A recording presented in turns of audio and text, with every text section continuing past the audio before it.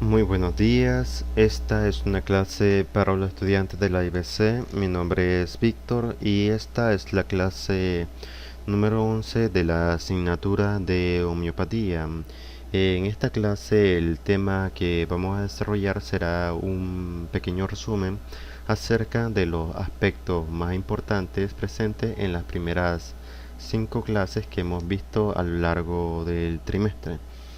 Bueno, vamos a comenzar. Primeramente, la homeopatía es una técnica terapéutica la cual se basa en la observación clínica completa y rigurosa, la cual conduce a la prescripción de un medicamento homeopático y cuyas indicaciones proceden de una farmacología fundamentada en la constatación experimental que es la similitud. La práctica homeopática contempla dos aspectos. Por un lado, se refiere a un método terapéutico para tratar a los pacientes y por otro consiste en la utilización de medicamentos homeopáticos. Siguiendo la primera de las vertientes, la homeopatía es un método el cual se basa en la administración al enfermo de una sustancia cuyos componentes son capaces de provocar en un individuo sano alguno de los síntomas similares a los de la enfermedad la cual se quiere tratar de combatir y que combinada con un medicamento homeopático es capaz de curar a la persona.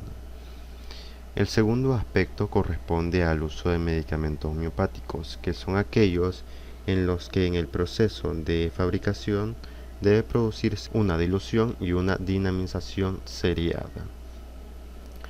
Según su historia, el término homeopatía fue creado por el médico alemán Samuel Christian Hahnemann en el siglo XVIII. La palabra homeopatía proviene del griego homeos, que significa similar, y pathos, que significa enfermedad o afección.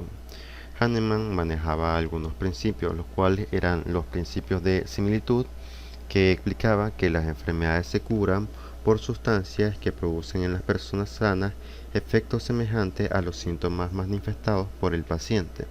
Después estaba el uso de altas disoluciones. El grado de solución debe ajustarse al tipo de enfermedad y también al modo de enfermar del paciente. Y por último, la individualización del tratamiento. Según las características del paciente, los síntomas de su enfermedad, las causas relacionadas y la construcción de él mismo. O sea, propiamente para diferenciar un tratamiento de otro. La homeopatía es un método terapéutico que se basa en la observación clínica y la prescripción de fármacos específicos, conocidos como medicamentos homeopáticos. La homeopatía se basa en 7 principios impuestos por Hahnemann, que veremos a continuación. Primeramente está el principio vital.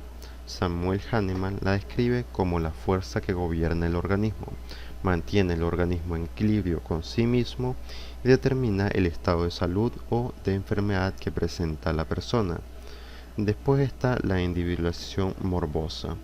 Es la manera tan individual y única que posee un individuo para enfermar, es decir, cada persona es única en su sintomatología.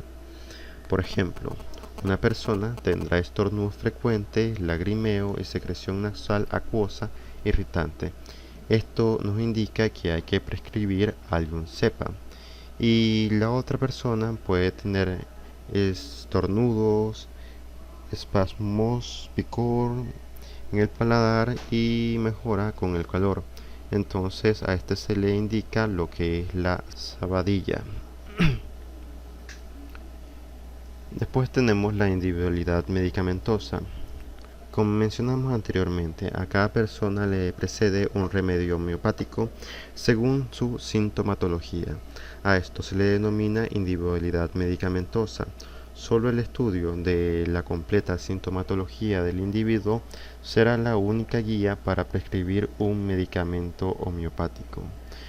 Después están las dosis mínimas o infinitesimales.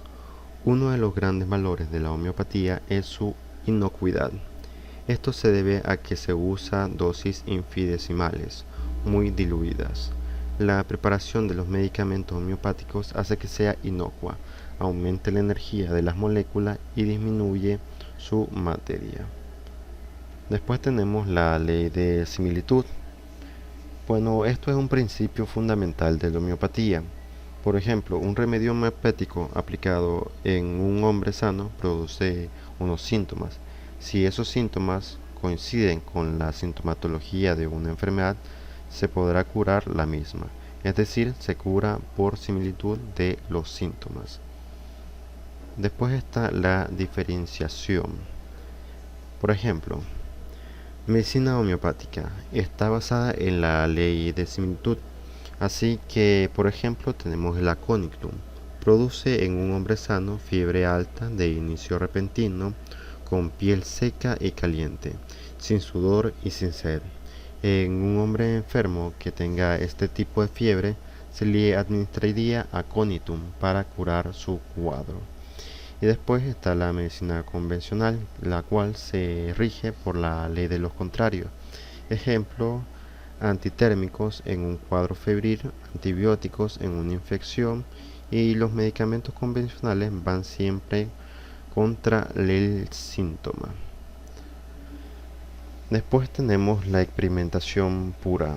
Hahnemann afirma que solo conoceremos los medicamentos experimentando con ellos en dosis infinitesimales sobre un organismo sano en diferentes individuos con diferentes edades y en diferentes condiciones, con el fin de descubrir qué síntoma o signo produce el remedio a nivel físico y psíquico.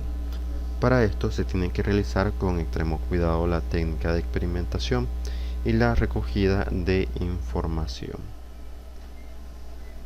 Bueno, y ahora vamos con lo que sería la materia médica homeopática. Una materia médica es una presentación de descripciones de los medicamentos homeopáticos estudiados en los que se muestra su patogenia, es decir, el conjunto de síntomas asociados a cada uno de los remedios, síntomas que provocan en dosis tóxicas y por tanto síntomas que se curan en dosis homeopáticas correctamente administradas. Después tenemos la fuerza vital. La fuerza vital es la expresión que los homeópatas empleamos para referirnos a los procesos energéticos y defensivos interconectados en el organismo, es decir, la capacidad innata del cuerpo para protegerse y curarse por sí mismo. También se habla de la curación en el plano dinámico. En la homeopatía se realiza un proceso conocido como la dinamización, donde una sustancia es diluida en alcohol o en agua destilada y luego es agitada vigorosamente en un proceso llamado succión.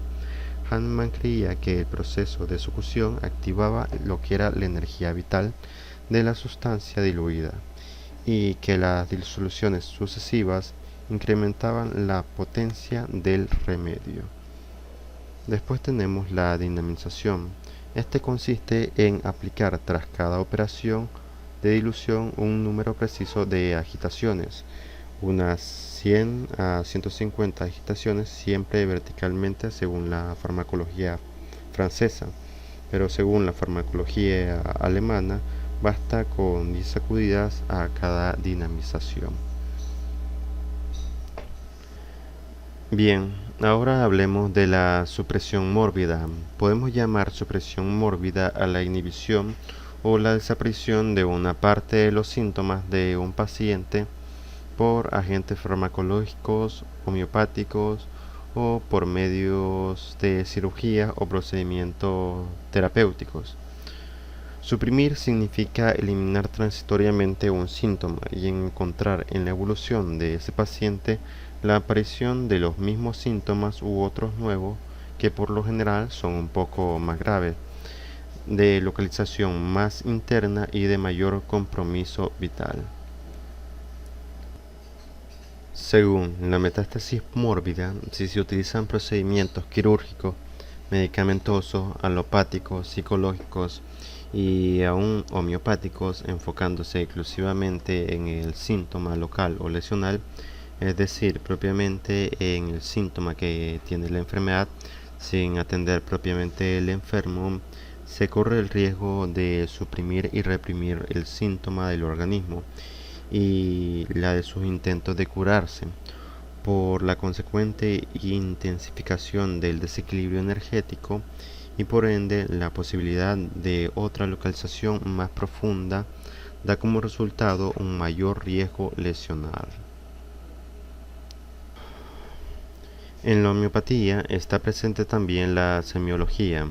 La semiología es una rama de la medicina la cual se encarga del estudio de los signos y síntomas de una enfermedad, interpretándolos y ordenándolos a fin de llegar a un diagnóstico. Gracias a la semiología podemos llegar a un diagnóstico sabiendo que sin él no podemos llegar a un pronóstico ni a un tratamiento apropiado. La semiología se basa en el interrogatorio a un paciente y examinarlo para conocer sus padecimientos e intentar formular una hipótesis de lo que está ocurriendo, con el cual tendremos una noción más clara del estado de salud de nuestro paciente. En este proceso que conduce al diagnóstico hay una etapa en la cual se recoge información mediante la historia clínica y luego se hace el examen físico. Después se ordena la información hasta quedar en condiciones de plantear una hipótesis diagnóstica del problema que presenta el paciente. Los síntomas se entienden por las molestias o sensaciones subjetivas de la enfermedad. Por ejemplo, dolor, náusea, vértigo, es toda manifestación de enfermedad que el paciente refiere, pero que no puede comprobar objetivamente. Sí se lo puede fingir, modificar o cambiar, y los síntomas siempre son referidos propiamente por el paciente, como un tipo de molestia que solamente él puede percibir. Otro de los aspectos que hay que tomar en cuenta son los signos. Se entiende por las manifestaciones objetivas o físicas de la enfermedad. Es toda manifestación objetiva de enfermedad que el profesional reconoce o provoca, y para ello utiliza sus sentidos. Palpa una tumoración, ausculta un soplo cardíaco, ve un cambio de color en la piel o los ojos, y pues los signos son datos que se ven, se tocan y se pueden medir, datos objetivos comprobables por cualquier otro examinador. No es propiamente algo que relate el paciente y pues son extraídos de los exámenes. Los ejemplos clásicos de los signos son signos vitales como por ejemplo la presión, el pulso, la respiración o la temperatura corporal. Además de esto también está lo que son los síndromes. Los signos, al igual que los síntomas, carecen de un valor cuando son considerados de forma aislada. Si en cambio se considera en conjunto, se conforma un cuadro clínico. En algunas ocasiones este cuadro clínico, constituido por la agrupación de signos y síntomas que presenta el paciente, es exclusivo de una causa. Cuando esto sucede, se habla de una enfermedad, que es un conjunto de signos y síntomas que evolucionan en un mismo tiempo, definiéndose en un cuadro clínico cuya etiología o causa es única. En pocas palabras, un síndrome es una agrupación de signos y síntomas. Después está lo que es la enfermedad. Una enfermedad tiene características propias y en general tiene una causa específica.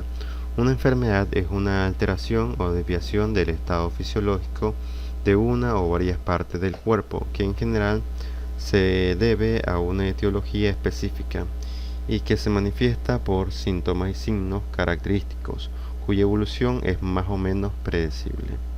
Las enfermedades se pueden dividir en enfermedades agudas y crónicas. Las enfermedades pueden ser tanto agudas como crónicas, todo en dependencia de la duración de los signos y síntomas que presente nuestro paciente. Una enfermedad aguda es una enfermedad con una duración menor de los 14 días, pues propiamente unas 2 semanas. Una enfermedad subaguda es una enfermedad con una duración menor a 3 meses. Y una enfermedad crónica es una enfermedad permanente, por así decirlo, como ocurre en el caso de la diabetes o la hipertensión, que más que una enfermedad se trata de una condición médica específica. Y bueno, aquí terminaríamos la clase de hoy. Por el momento sería todo. En la próxima clase veremos el resumen, o sea, la segunda parte del resumen, que corresponde a las demás clases que no vimos aquí. Así que por el momento sería todo. Pasen un buen día y nos vemos hasta la próxima clase.